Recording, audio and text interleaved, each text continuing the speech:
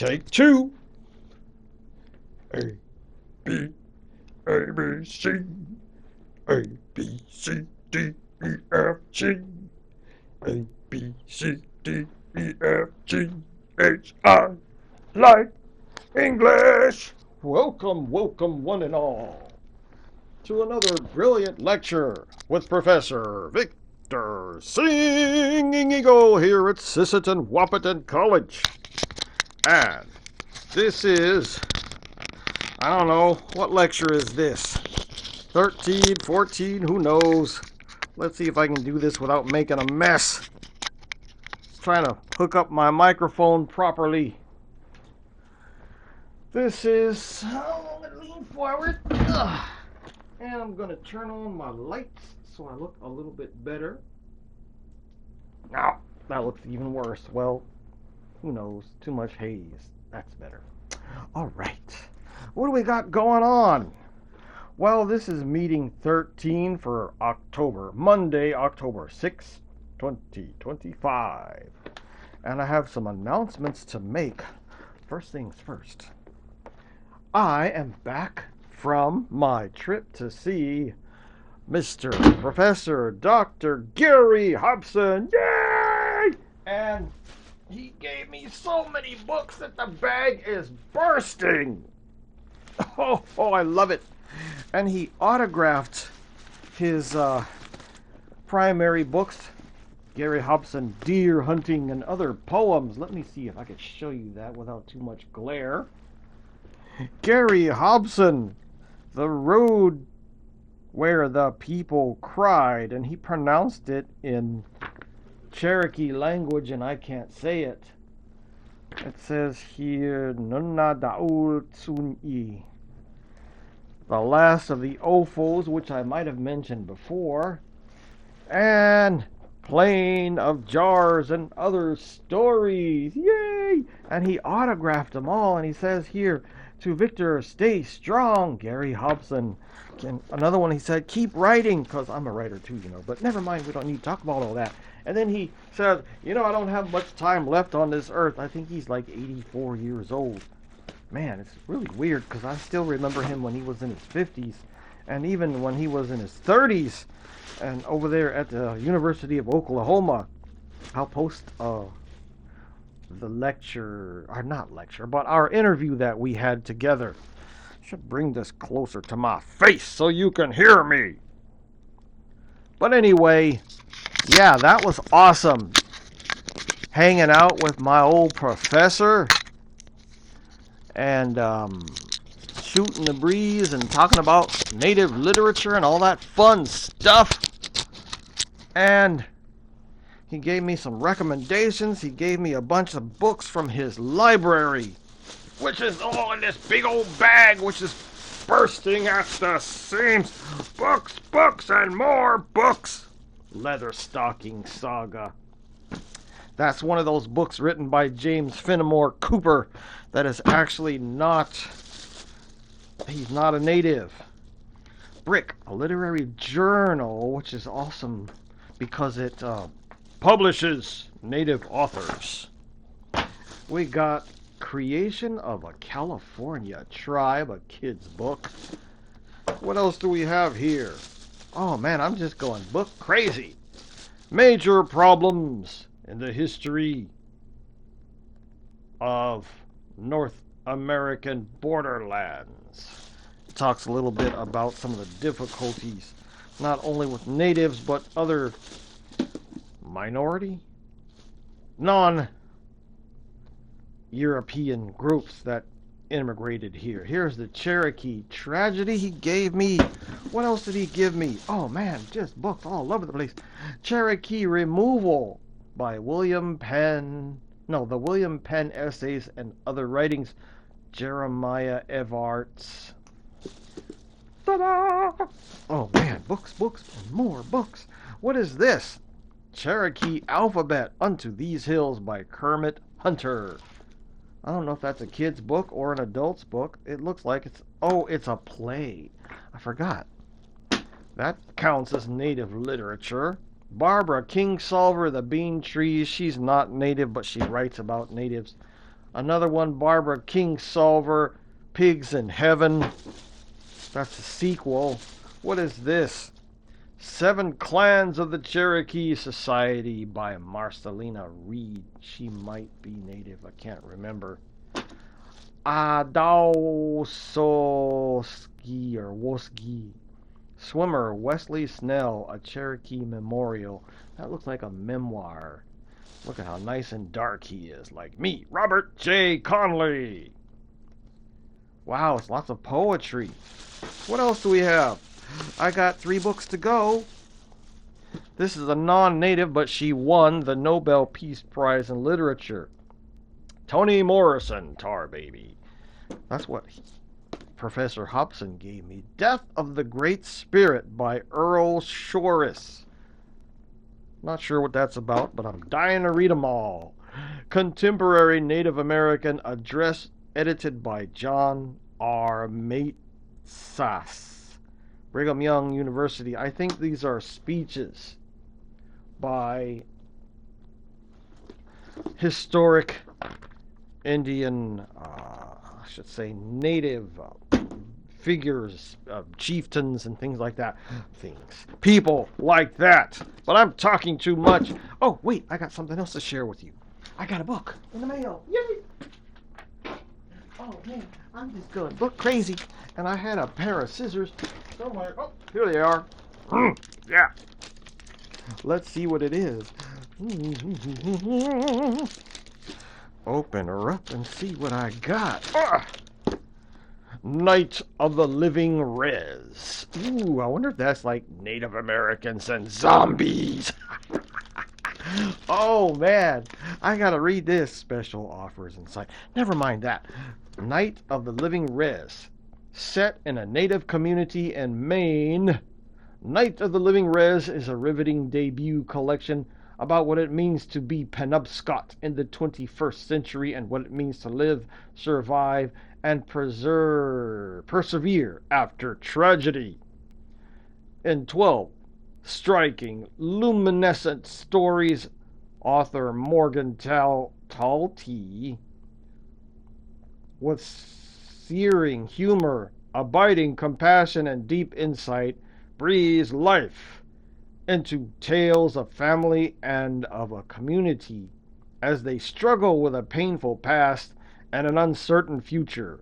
A boy unearths a jar that holds an old curse, which sets into motion his family's unraveling. A man, while trying to swindle some pot from a dealer, discovers a friend passed out in the woods, his hair frozen in the snow. A grandmother suffering from Alzheimer's projects the past onto her grandson, and 2 friends inspired by Antiques Roadshow attempt to rob the tribal museum of valuable root clubs. A collection that examines the consequences and merits of inheritance. Night of the Living Rez is an unforgettable portrayal of an indigenous community and marks the arrival of a standout talent in contemporary fiction. Oh man, I'm dying to read this. I don't know, it still sounds... Oh, Tommy Orange even talks about it. Neat. He describes it as, and of course I gotta pull the sticker off so I can read what Tommy Orange wrote. He says... crap, I peeled too hard. Something about... There is something special, raw, and beautiful power in these stories. Reading this book, I laughed and cried. That's what Tommy Orange wrote. And you know, Tommy Orange is a pretty big name in contemporary Native literature these days, is he not? I don't know if you've watched some of my videos. Oh, he says there is so much brutal, raw, and beautiful power in these stories. Not special. Brutal, that's even better than special. Cool, I'm going to read it. Get busy on that. Well, I'm already wasting too much time. 9 minutes and 45 seconds. What else do I need to share with you quickly? I need to go over some issues, you see? Because this is grading week, midterm grading week in particular. And if you have not turned anything in, especially the pop quiz, or even the, what do you call these things? The student info sheets, you just get a big old goose egg. I don't know what else to do with you. So, yeah, and I still have to submit, looks like, 报纸罗, your hard copy quiz. Talking to Sonny earlier, he says I shouldn't do that anymore with hard copy of quizzes unless you are a member of the ADA community. That is that ADA, whatever it is, where you have some learning disability. Otherwise, you can expect to be forced to take all the quizzes online. Unless you have some kind of disability and you have to take the paper quiz from now on, online only. All right. Let's see. Oh, I forgot to take roll. Not that this is necessary, but still, I like to do it because I like to know that I know who you guys are and that you're in my class. Yeah, Kim White Mountain. Still missing a student info sheet. Shimoli Jasmine Strauss. Got one. Good job. Luo Marty Ross also has a student info sheet. I don't want to open it up and drop it. Ran Kaiting. Nope, still missing a student info sheet. O Tinghua. Tia Owens, no info sheet. Nie Kai Xin. Casey Neerland. What am I going to do with you guys? Mo Jinghua. Gina Mota. Good job. Got your student info sheet. Gu Tian. Brittany Carras got your student info sheet. Good job. Dong Ting Hui. Tasia Eastman. No student info sheet. Remember now, I got no choice but to give you a big old goose egg for the midterm report. Supposed to have 10 students in this class. I think 5 took the pop quiz A, and then a whole bunch of people didn't turn in student info sheets. What am I supposed to do? Bao Ziluo. Good job, Violet Bars. All right. So that's being said, let's go over some issues. I should put on my old man glasses so I can actually see. That's one reason why I'm having difficulty reading. Getting old. Glasses. There we go. Ta-da! All right. We're going to talk about Pop Quiz B in a second, but first things first. Meeting 13, Monday, October 6, 2025. Email announcements. Check your emails, please. We got some news about Sabrina LaBelle, who is a new tutor on campus. Cute little girl, if I remember right, if it's the one I'm thinking of. There's a meal plan survey, so if you want your 2 cents about what is served in our cafeteria, go to that Survey Monkey. Check on the email. There's a link to Survey Monkey, and you can give them your 2 cents. What do you want for food at our wonderful cafeteria, which is right next to my office? TV's over there. Kitchen's right there. All right.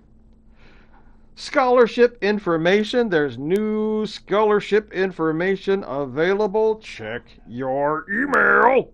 Now, all that being said, somebody out there is coughing really loud. Hope he's all right. Hope he doesn't cough up a lung. Still working on those videos that I'm supposed to be editing for you guys. I'm going to try to get these done before Friday. Again, grades are due tomorrow, so I got to jump on that. I got to submit grades probably tonight. I've already mentioned my visit with Professor Gary Hobson, who is a Cherokee and Abenaki, if I remember right, and Quapaw and Chickasaw. We're going to talk about that. What is it with all these Indians with all these different tribes in their blood? We'll talk about that later. 79 days till Christmas. Yes, yes, yes. Now, that's that for that. Let's talk about Pop Quiz B. I got a hard copy here, and I'm just going to read them because it's going to be online. No more excuses. Ready? So, you'll know the questions. You'll know what to study for Pop Quiz B. All right, here we go. 15 minutes and 45 seconds in. Got to go quick. True or false, according to Singing Eagle, native culture hero, the native culture hero, Coyote the Trickster, and even Iktomi and Raven, those culture heroes, they do a lot of foolish things, but they're also quite powerful. Number 2, true or false? Paiute author Adrian Lewis defines cultural literacy, illiteracy, I should say, as lack of knowledge or understanding, whether willful or unwillful, of other cultures, including history, politics, values, and norms. We talked about that only once, but you got to remember that. Number 3, true or false? Singing Eagle defines etiology as the mythic explanation of the cause or origin of something, such as why Raven is black. These are all 5 points each. Number 4, true or false? Author of First Nations literature usually depict their native veteran characters as returning home from war perfectly fine. Nobody better get that one wrong. Number 5, true or false? Textbook author Daniel Heath Justice argues that native and non-native concepts of civilization are essentially the same thing. Don't get that wrong. What else? I gotta sit up straight. Those are the 5 true and false questions. Then we have 5 multiple guess questions. Number 6, your professor explains that didactic narrative distancing, sometimes called Iliism or a related. What is it meant to do? A.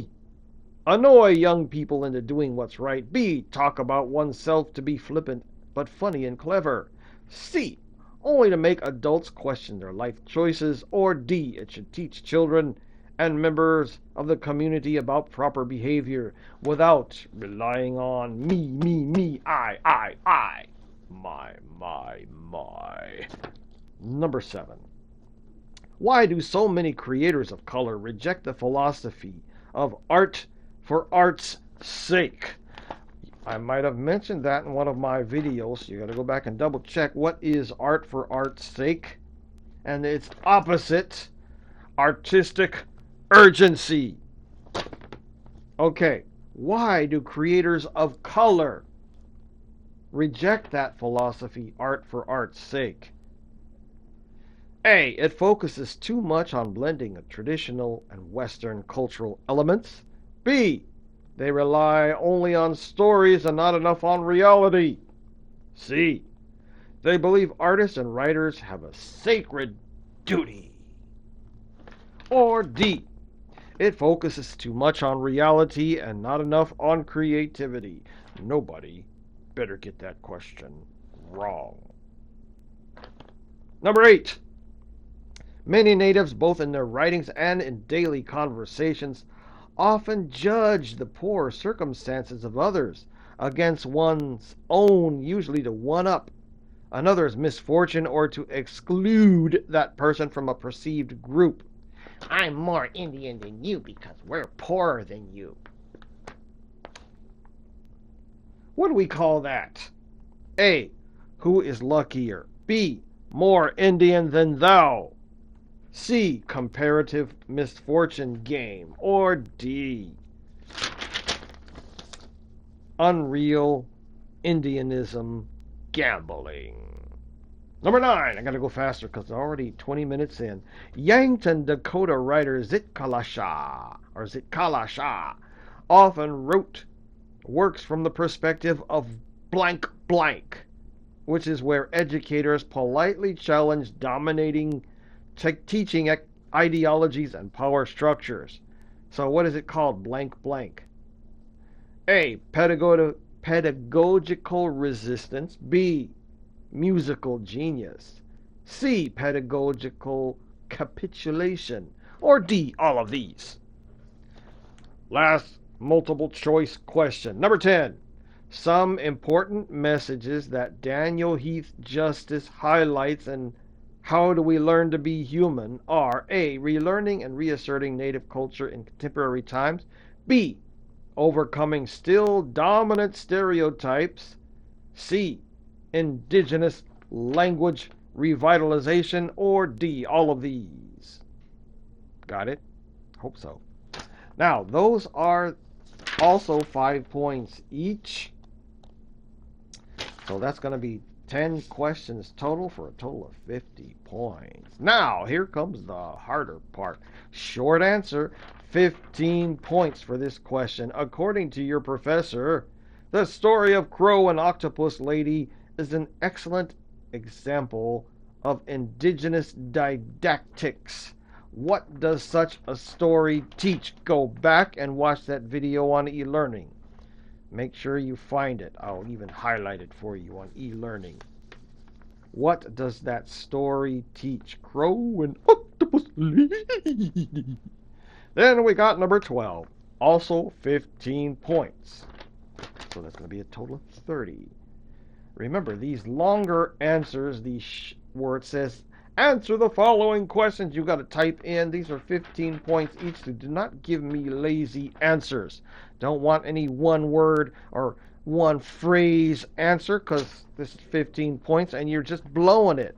This is your chance to shine. Show that you've been reading. Show that you've been watching the videos. Show that you've been using your critical thinking skills.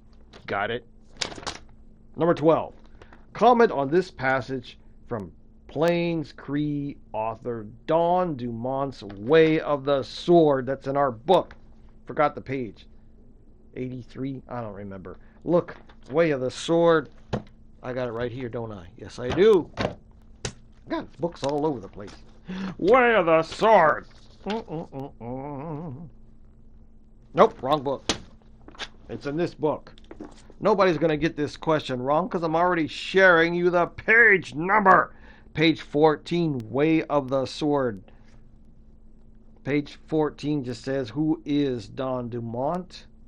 Page 15, remember I read this when I was growing up. My hero was Conan the Barbarian. I'm going to stop there because I'm going to be forced to read more. Stop it! I'm tempted to read more. Right. So we want to comment on this passage from that story. Perhaps Conan wasn't the right hero for me. Perhaps I needed a mentor who offered a peaceful alternative, someone who did not need to prove their worth by separating a man's limbs from his body or a woman's hair from her head. There was one epic character who was currently dominating my thoughts at this time, a man who fought not with a sword but with a great stick, with great stick-handling skills, a man who would not be drawn into battle but would only skate faster than the men who sought to bring him down. A man who defeated his enemy with goals rather than with landed punches. Swiftly my mantra changed from what would Conan do to what would Wayne Gretzky do. Now, all I had to do was learn to skate. So the question is, comment on this passage. Show that you paid attention, you read the story, and it has some significance to your thought process and what it might mean to be native. I'm giving it away too much. I'm talking too much. The long answer. Now, we've got through the 15, 30 points. We got through the true, false, multiple choice. That's 50 points. That's 80 points. Now we need 20 more points. Ready? Here is the 20-point longer answer in your own opinion. All you got to do, make a point, show that you got some brain power, something up there in your head. All right, 25 minutes. I got to hurry up. Author Sherman Alexie, you get a choice. There's 3 questions. Choose one of them. It says, choose one of the following and answer it. Where is it? Right. Choose one of these 3 and do not try to answer all 3. Just choose one of them because you're not going to get credit for answering all 3 or 2 out of the 3. Just answer one of them. Choice 1. Author Sherman Alexie used to say, so far, the great urban Indian novel has yet to be written. That's what he said. In your own opinion, what would be some key features of such a novel? Please do not give a lazy answer to this question. Now, second choice. This is a quote.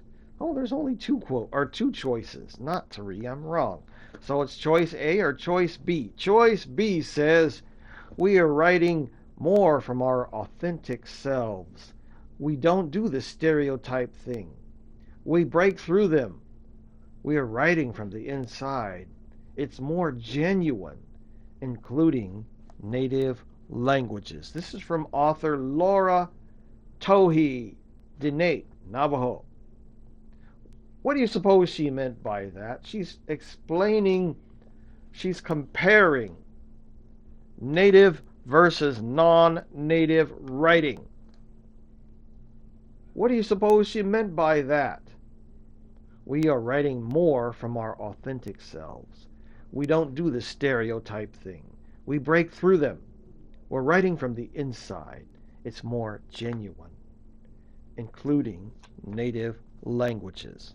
What do you suppose she meant by that? I'm going to add one more. It's not on here yet. I'm going to stick it on e-learning. It's going to be choice 3. I'm going to correct myself and say there are 3 choices. You ready? My third choice, and this is just coming right off the top of my head, but I'm going to stick it up there on e-learning in a minute, has to do with natives and the military.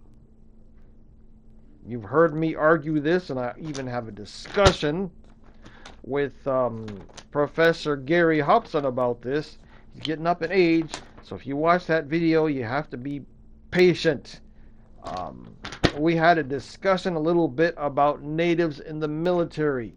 And remember what I said multiple times. We natives, we serve in the U.S. and Canadian military. We serve our country 5 times the 5 times the rate of non-native citizens of our respective countries. We're 5 times more likely to serve in the military, to serve our country.